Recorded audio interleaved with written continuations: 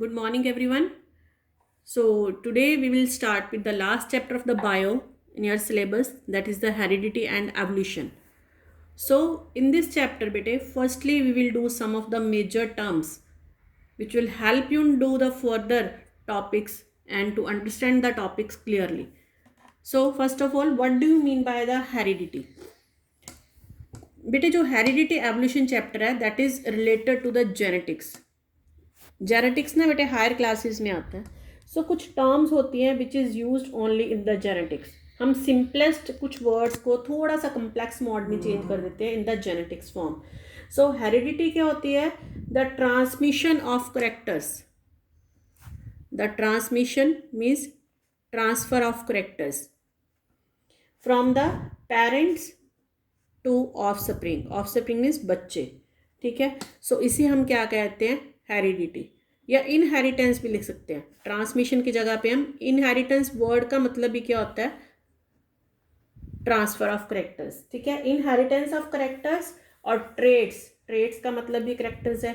ये मैं तुम्हें इसलिए वर्ड्स बता रही हूँ. In some of the books if you find that it is written over traits, some in books it is written the characteristics. So from the parents to offspring जो characteristics transmit होते हैं this is known as the heredity. ठीक है. हम कहते हैं कि हमारे कुछ करेक्टरिस्टिक्स, जैसे बच्चे होते हैं तो बच्चों के कुछ करेक्टरिस्टिक्स मदर से मिलते हैं. हम कहते हैं इसकी नाक ऐसी है, इसका कान ऐसे है, इसके बाल ऐसे हैं. अपने उस पेरेंट से शक्ल मैच करती है, फादर से या मदर से. So that is all due to the process of the heredity. Okay, now the next that is the variation. Variation क्या होती है बेटे?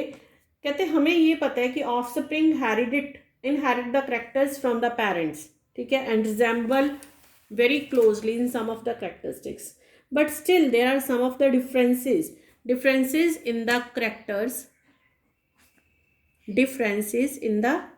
characters, or various traits among the individuals of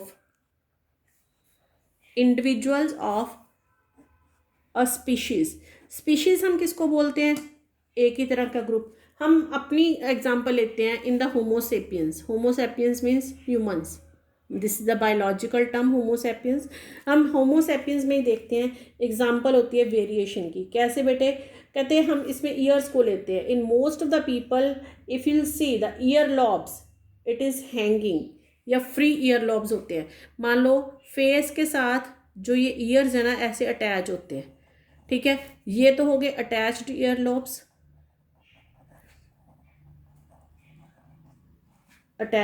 lobes.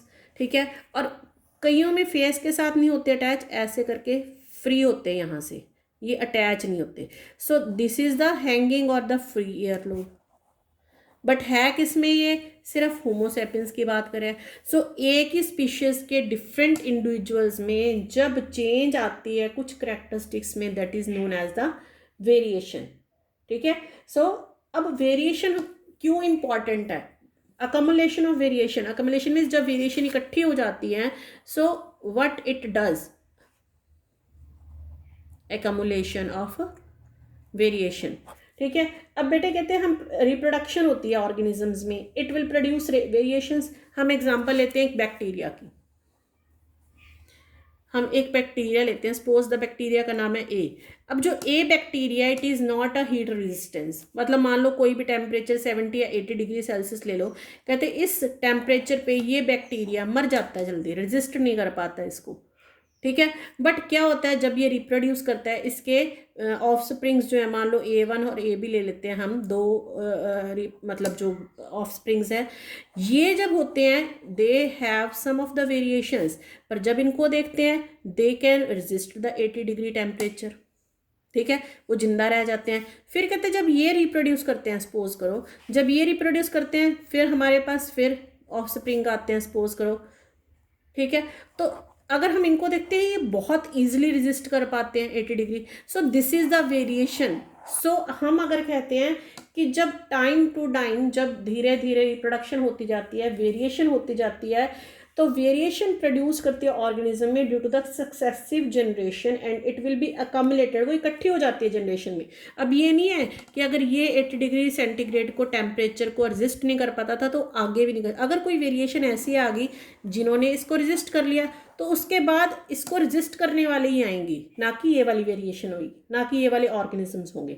So significance क्या, variation shows up only if it continues to be inherited, अगर वो बार बार आगे की आगे जनरेशन में जाई जाए। ठीक है, सो एडवांटेज क्या होगी, it increases the chances of survival. अब नेचुरली अगर तुम ये एग्जाम्पल भी देखोगे तो चांसेस ऑफ सर्वाइवल ज़्यादा होगी। यहाँ पे तो जल्दी मर जाता था 80 डिग्री पे, यहाँ पे कुछ सर्वाइव करने लग गया और ये तो बहुत अच्छी तरह से सर्वाइव कर रहे हैं। सो एडवांटेज क्या वेरिएशन की, it increases the chances of its survival in a changing environment. जैसे जैसे एनवायरनमेंट चेंज करता है वैसे वैसे ये वेरिएशन भी क्या करती हैं, सर्वाइवल में हेल्प करती है।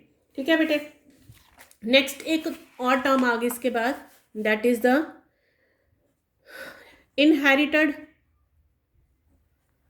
and acquired traits.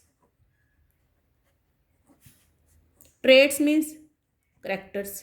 So inherited as the name indicate, ये पहले ही नेम से पता लग रहा है, inherited means जो अपने पेरेंट्स से करेक्टरिस्टिक्स इनहेरिट होके आते हैं, ट्रांसफर होके आते हैं, they are known as the inherited characteristics. ठीक है, और इनहेरिटेड और दूसरे क्या हो गए, एक्वायर्ड। अब देखो कितना फर्क है, एक्वायर्ड का मतलब हमने एक्वायर किए हैं, हमने लिए हैं, और कहाँ, तो हमारी बॉडी में ऑलरेडी आ चुके हैं। ठीक है, हम सो ट्रेट और a characteristics which is not inherited but develops in response to the environment. हम एग्जांपल लेते हैं स्विमिंग की। अब देखो बेटे, स्विमिंग एक आना that is characteristics, but it can not be inherited. हम स्विमिंग सीखते हैं, एनवायरनमेंट में रहते हुए हम सीखते हैं, तो that is the acquired trait. जो चीज़ हमने आफ्टर बर्थ सीखी है, आफ्टर बर्थ एक्वायर की है, सो हम उसको क्या कहते हैं, acquired traits. For example, if a beetle, beetle means कोई कीड़ा होता है, it does not get sufficient food for a considerable time, काफ़ी टाइम तक उसको फूड नहीं मिला, so weight will be reduced, भूख के कारण वेट तो रिड्यूस हो गया। And the low weight of the beetle is an acquired trait, क्योंकि पहले तो वो ठीक था बट स्टारवेशन के कारण उसका वेट रिड्यूस हुआ है, वो पहले पतला नहीं था, so this is a acquired trait. So low weight of a beetle is an acquired trait of the beetle which has been acquired in response to the environment. समझ में आ गई। और इनहेरिटेड ट्रेट्स, जैसे मान लो हमने अभी ये बात की थी, जो पेरेंट्स से ट्रांसफर होकर आते हैं, ठीक है, जो कि only traits can be transmitted for the future generation, तो these are the inherited traits. So उसके बाद नेक्स्ट तुम्हारे पास क्या आ गई, so next is the evolution. अभी हमने एक्वायर्ड और इनहेरिटेड ट्रेट्स किया, नाउ द एवोल्यूशन। ठीक है, एवोल्यूशन क्या हो गया बेटे, ग्रेजुअल चेंज। ग्रेजुअल मीन्स धीरे धीरे चेंज होना, which takes place in the primitive organism. Primitive means जो पहले वाले होते हैं, उनसे जब एडवांस्ड में आते आते थोड़ा सा चेंज हो जाता है over the millions of years, that is known as the evolution.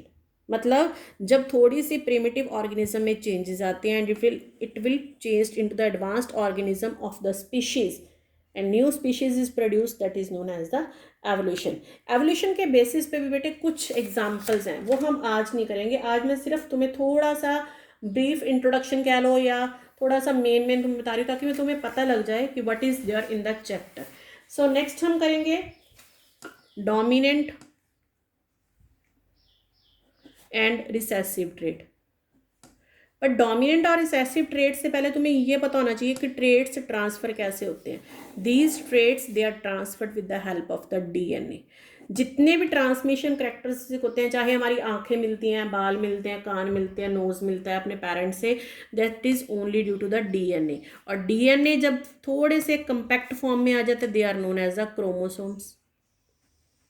Chromosomes कहाँ प्रेजेंट होते हैं, न्यूक्लियस में। क्रोमोसोम्स में होते क्या हैं, genes, and these gene are the heredity transmitted unit कह सकते हैं हम इसको, जो कि हेरिडिटी में मतलब मेन रेस्पॉन्सिबल होते हैं। सो अब हम करेंगे डोमिनेंट और recessive gene. Gene which decides the appearance of an organism even in the presence of the alternative gene. मतलब क्या बेटे, हमारे पास दो जीन है, ए है और एक स्मॉल ए, चलो ए एंड बी ले लो, चलो सपोज करो हमारे पास 2 जीन है। अब ए ने अपने आप को शो कर दिया चाहे बी प्रेजेंट है। जो चीज़ अपने आप को शो कर देती है चाहे उसके साथ एक और जीन प्रेजेंट है, सो वो जीन क्या हो गया, डोमिनेंट।